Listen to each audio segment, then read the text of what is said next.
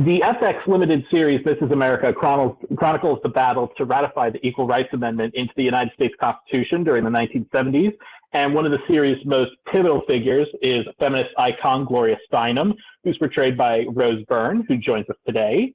I'm Charlie Bright of Gold Derby. And Rose, the first thing I want to ask you is how familiar were you with Gloria Steinem specifically prior to taking this role?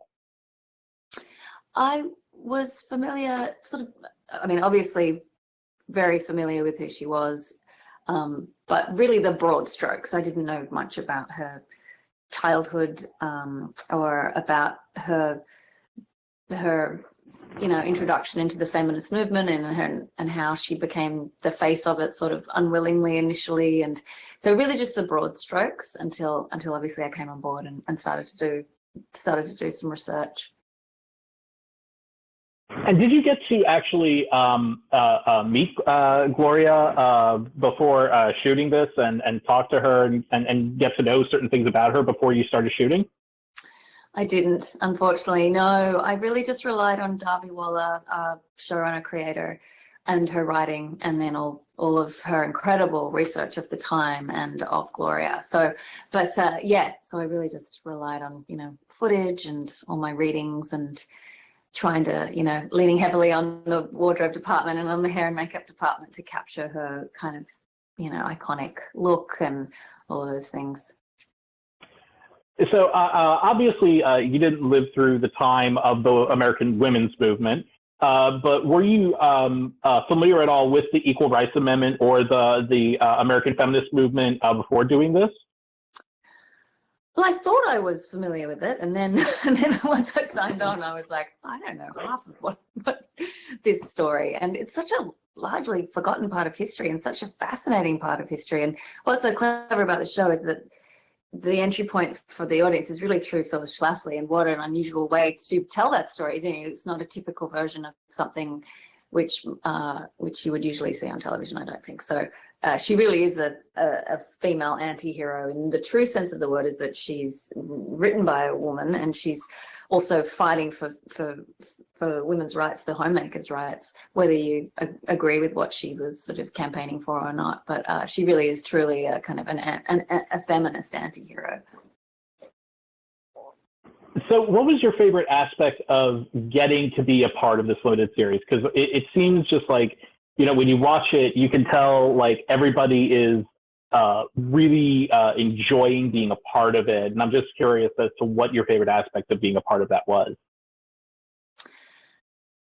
I just loved working with all of the women. It was so fantastic having all of these scenes with these brilliant actresses. That was one of the huge, to be part of the tapestry of the show was really why I wanted to be a part of it. Playing Gloria was so incredibly intimidating. That was terrifying to say yes to, but the excitement of being part of such a huge production of the retelling this part of history was really, really thrilling. And to work with Ari Grainer and Margot Martindale, Tracy Ullman, Paulson, Liz Banks and Uzo, and the list just goes on. I didn't get any scenes with Kate, unfortunately, but as I've been saying, it was a real murderer's row of actresses. Actually, piggybacking off of that, I'm curious, was it a little disappointing to have someone like Kate Blanchett cast as your primary adversary, but then not get a chance to act opposite her? Because those scenes would have been fireworks, I think. And they never met, because Gloria would not be photographed with Phyllis. They never crossed paths.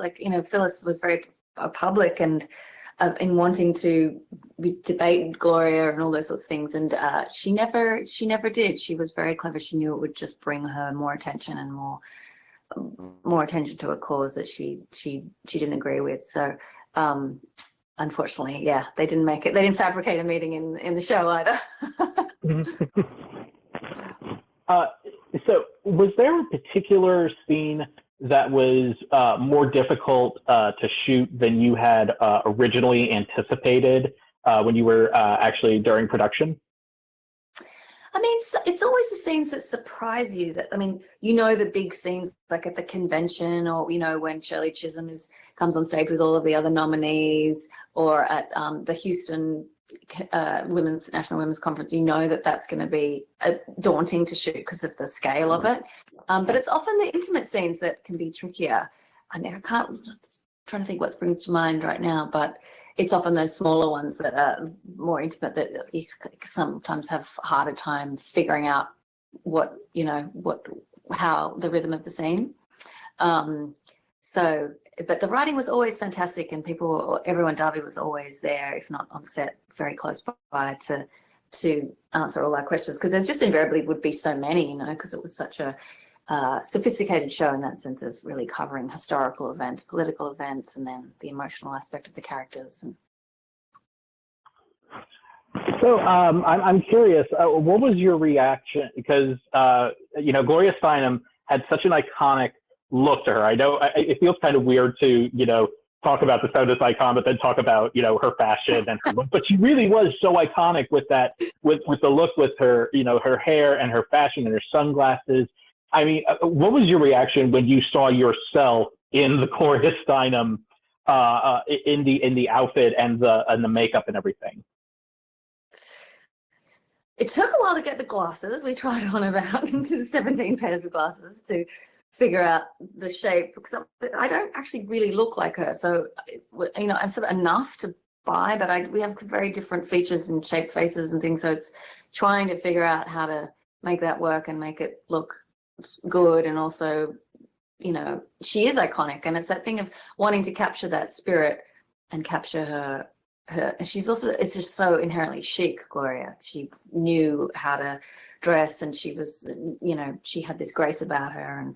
And but it's also that thing of when you're doing a period piece, you never want it to look retro. I'm trying to make it look really authentic. And but I was very obsessive about trying to get that silhouette right, because it's such a part of her, character was that silhouette. And I think, kind of hiding behind her hair and then the aviators, and really sort of becomes almost like a superhero or something, like putting on her armor a little bit, was how I interpreted it. But,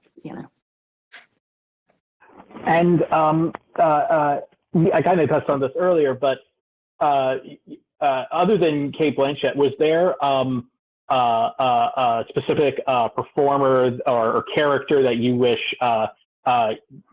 Gloria had some more interaction with? Like even Sarah Paulson, you have that one kind of scene, or those like mini bits in episode 8 with her. Yeah. But which I actually love how they're acted. But it felt like it's like, oh, I wish we could have had a bit more of that. Did you have that reaction with any of the other characters in the show? Yeah, I'm such a fan of all of them. I love Melanie Lynskey, and Kaylee is fantastic. And John Slattery, I've always had a actor's crush on. He's so fantastic. I'm such a huge Mad Men fan. We would run into each other on, at base camp, and all of us would be there together, and we would all be like all in our hippie clothes, and they all look like they're in the 1950s. And we'd all just be laughing. It was it's cheesy, but we all just got along really well, and it was a great atmosphere. We all had this summer in Toronto together, and I miss everyone. I miss it. I miss the time that we had together. It was very special.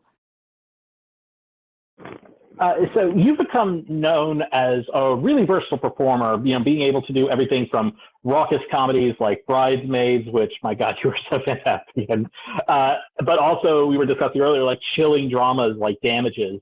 And is there a specific genre that you enjoy doing performances for more than others?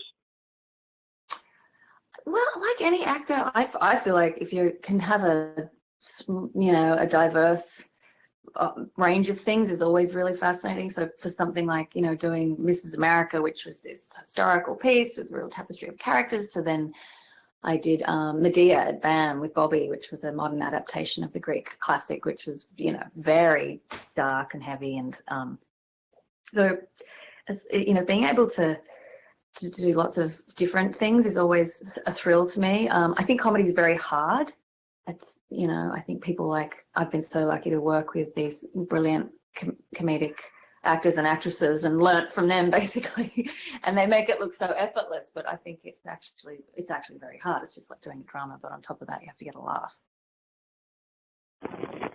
So I was also wondering about, we are an awards site, and you've previously been nominated at the Emmys. You've been nominated twice for Damages.